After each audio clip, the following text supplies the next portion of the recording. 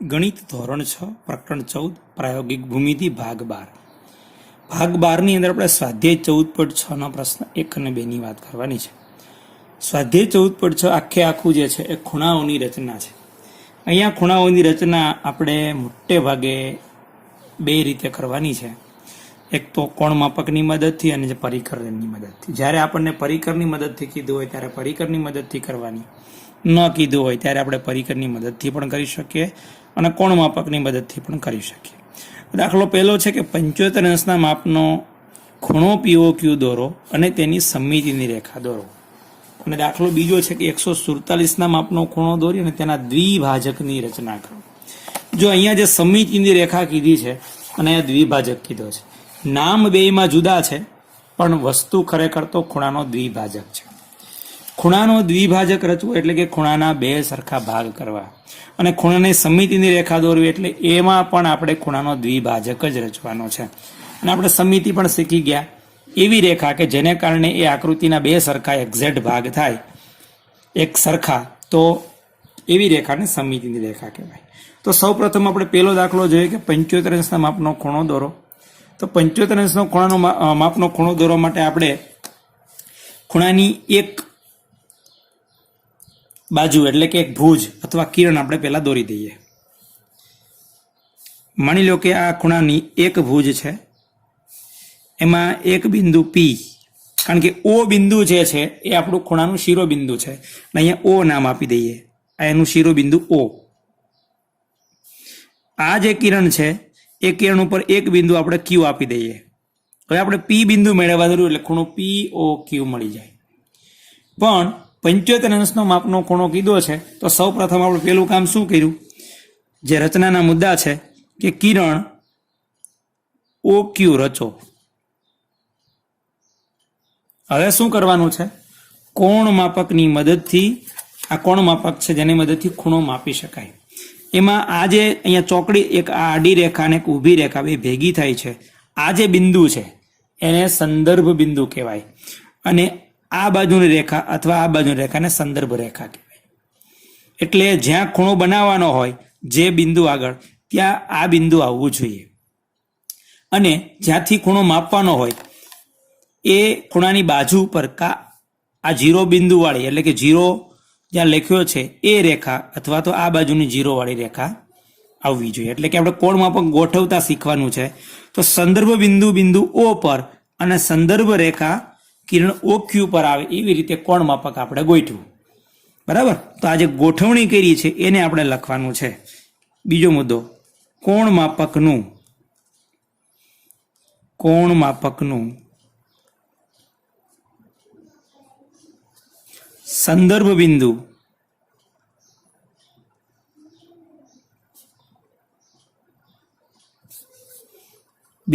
O પર અને સંદર્ભ રેખા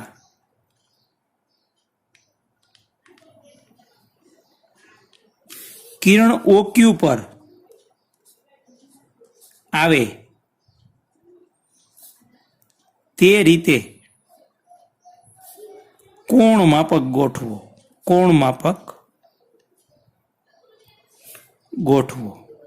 આ બીજો મુદ્દો થઈ ગયો. ત્રીજો મુદ્દો શું છે તો કે સંદર્ભ રેખા પર જ્યાં 0 છે ત્યાંથી શરૂ કરો. કેટલા અંશનો બનાવવાનો છે? 75 અંશ. તો આ 0, 10, 20, 30, 40, 50, 60, 70 અને 80, 70 અને 80 ની વચ્ચે બરાબર અહીંયા પાંચમું ખાનું એટલે કે પાંચમું લીટો એ 75 અંશનો આપણને મળે. એટલે તમે જોઈ શકો છો, અહીંથી તમે અહીંયા જાઓ એટલે 75 અંશ થાય. તો અહીંયા આપણે બિંદુ Q બાકી છે, P બાકી છે, તો અહીંયા P નામ આપી દેવાનું. ત્રીજો મુદ્દો, સંદર્ભ રેખા પર 0 થી શરૂ કરી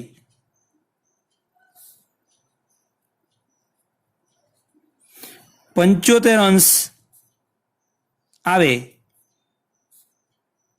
ત્યાં બિંદુ P નક્કી કરો. P નક્કી કરી દીધું. હવે આપણે શું કરવાનું છે, કિરણ OQ એટલે O બિંદુ અને Q બિંદુમાંથી પસાર થતું કિરણ દોરવાનું છે.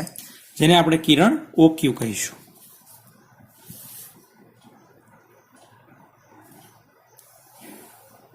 આ કિરણ OQ આપણે દોર્યું એટલે ખૂણો POQ એ 75 અંશનો થશે. ચોથો મુદ્દો, કિરણ OP દોરો, OQ નહીં OP દોરો. આમ ખૂણો POQ અથવા તો માપ ખૂણો POQ બરાબર 75 અંશ થશે. હવે આપણે આની સમમિતિની રેખા એટલે કે દ્વિભાજક દોરવાનો છે. બરાબર યાદ રાખવાનું છે. હું એક જ વિધાનમાં લખી દઈશ કે ખૂણા POQ નો દ્વિભાજક રચો. કોઈ પણ ખૂણાનો દ્વિભાજક રચવો હોય તો એ બે ખૂણાની ભુજ એટલે કે એ ખૂણાની બંને ભુજને છેદતી એક ચાપ આપણી પાસે હોવી જોઈએ. બરાબર. તો હું એક અનુકૂળ ત્રિજ્યા લઈ અને જે ખૂણાનું શિરોબિંદુ છે ત્યાંથી શરૂ કરી અને એક ચાપ દોરીશ. એ ચાપ ક્યાં સુધી દોરીશ? ખૂણાની બંને ભુજને છેદે ત્યાં સુધી. આવી રીતે આટલું કામ કરીશું. બરાબર. હવે મારે આ ત્રિજ્યા આની પણ રાખી શકું ને બદલી પણ શકું. હવે જ્યાં કિરણ OQ ને છેદે છે ત્યાં અને કિરણ OP ને જ્યાં છેદે છે આ ચાપ ત્યાં એક એક બિંદુના નામ આપી શકાય. દાખલા તરીકે X અને Y. હવે શું કરવાનું છે? અનુકૂળ ત્રિજ્યા લઈ એની એ રાખો તો પણ વાંધો નહીં, બદલો તો પણ વાંધો નથી. એક વખત X ને કેન્દ્ર લઈ અને ચાપ દોરવાની ખૂણાના અંદરના ભાગમાં. એક વખત Y ને કેન્દ્ર લઈ અને ખૂણાના અંદરના ભાગમાં ચાપ દોરવાની. આ બંને ચાપ જ્યાં છેદે ત્યાં એક બિંદુનું નામ આપી દઈએ. દાખલા તરીકે Z નામ આપી દઈએ અને Z અને O માંથી પસાર થતું એક કિરણ દોરી દઈએ. તો આ કિરણ OZ જે છે એ ખૂણા POQ ના એક સરખા બે ભાગ એટલે કે આ સમમિતિની રેખા. અહીંયા અરીસો રાખીએ તો બે ભાગ આપણને સરખા મળે, આ ભાગ અને આ ભાગ. બરાબર. તો આને ખૂણા POQ નો દ્વિભાજક પણ કહેવાય અને સમમિતિની રેખા પણ કહેવાય. સમમિતિની રેખા માટે સીધું અહીંયા એક જ વિધાન લખું છું કે હવે ખૂણા POQ ની સમમિતિની રેખા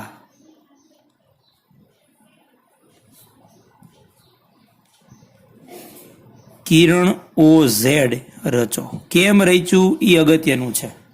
એટલે એના માટે તમારે શું કામ કર્યું? કારણ કે હવે આ કામ વારે વારે કરવાનું છે, જેને ખૂણાનો દ્વિભાજક કહેવાય. કારણ કે આ બાજુનો દાખલો છે એમાંય કરવાનું છે, એના પછીના દાખલા છે એની અંદર પણ કરવાનું છે. એટલે આપણને યાદ રહી જવાનું છે. પણ આપણા માટે જે પહેલો દાખલો છે. હવે જોઈએ બીજો દાખલો. દાખલો બીજો છે કે 147 ના માપનો ખૂણો દોરો અને તેના દ્વિભાજકની રચના કરો. જે કામ અહીંયા કર્યું છે એવું એક્ઝેક્ટ કામ અહીંયા કરવાનું છે, પણ માપ અહીંયા જુદા છે. તો આપણે અહીંયા જુદા માપથી કામ કરવાનું છે. બીજો કોઈ ફેરફાર છે નહીં. તો સૌ પ્રથમ આપણે અહીંયા આપણને નામ નથી આપ્યું કયો ખૂણો, તો આપણે આપણી રીતે નામ આપી શકીએ. તો સૌ પ્રથમ આપણે એક કિરણ દોરી દઈએ. કારણ કે એક ખૂણો છે અને બે કિરણ હોય. માની લો કે આપણે ખૂણાને ABC નામ આપવાનું છે અને ખૂણો B છે. B બિંદુ આગળ ખૂણો બને છે તો કિરણ BC દોરી દઈએ. આ પહેલો મુદ્દો થઈ ગયો કે કિરણ BC દોરો. કિરણ BC રચો. હવે કોણ માપકનું સંદર્ભ બિંદુ બિંદુ B પર અને સંદર્ભ રેખા કિરણ BC પર આવે તે રીતે કોણ માપક ગોઠવો અને સંદર્ભ રેખાના જ્યાં શૂન્ય છે ત્યાંથી શરૂ કરી અને 0, 10, 20, 30, 147 આવે. આ 40 અને 50 ની વચ્ચે આ 45, આ 46 ના 47. એટલે અહીંયા આપણું બિંદુ મળવાનું છે. આ બિંદુ જે છે ત્યાં આપણે નામ આપી દઈએ A. એટલે એ બિંદુ આપણે મેળવી લીધું. અહીંયા મુદ્દા આપણા બે થઈ ગયા છે. બીજો મુદ્દો આવો જ મુદ્દો, કોણ માપકનું સંદર્ભ બિંદુ. કોણ માપકનું સંદર્ભ બિંદુ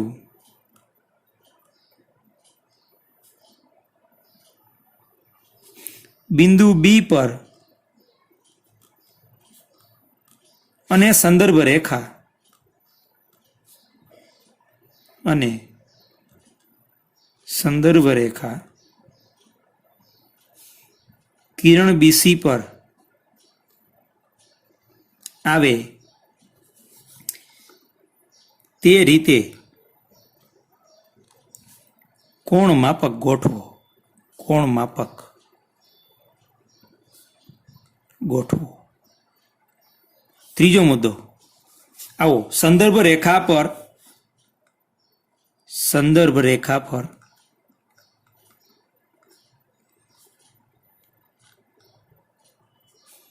શૂન્યથી શરૂ કરી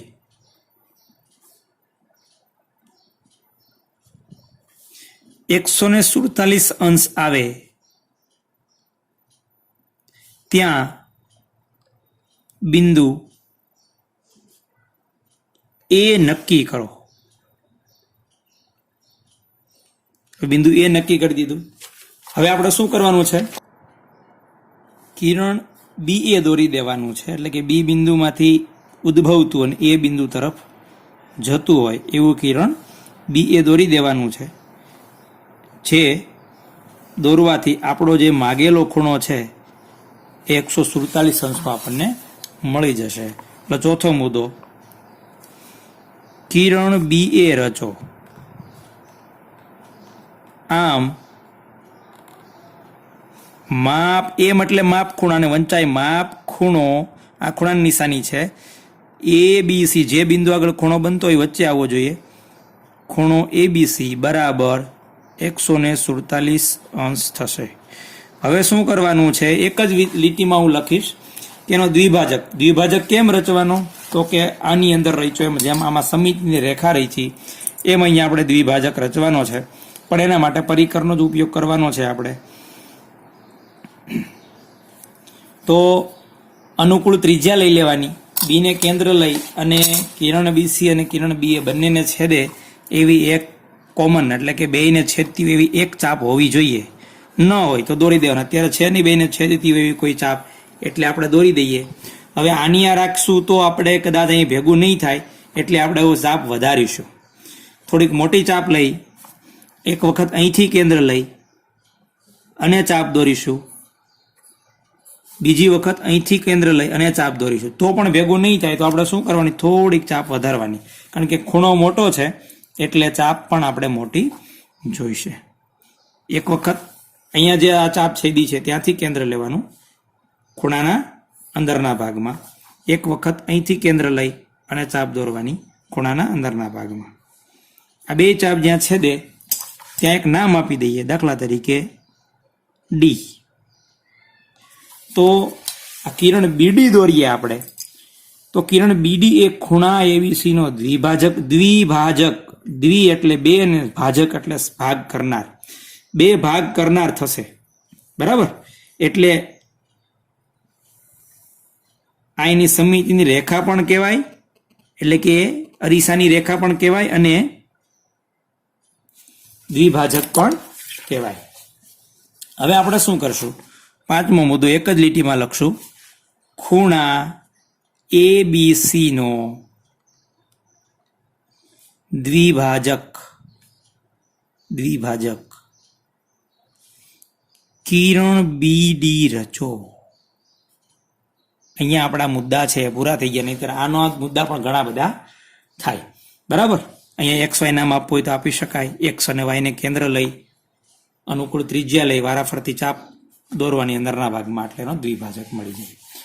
હવે ફરીવાર આની નીચે પછીના બે દાખલા છે એની અંદર પણ આવું જ કામ કરવાનું છે. એટલે દ્વિભાજક આપણને વારે વારે દોરશું એટલે આપણને યાદ રહી જશે.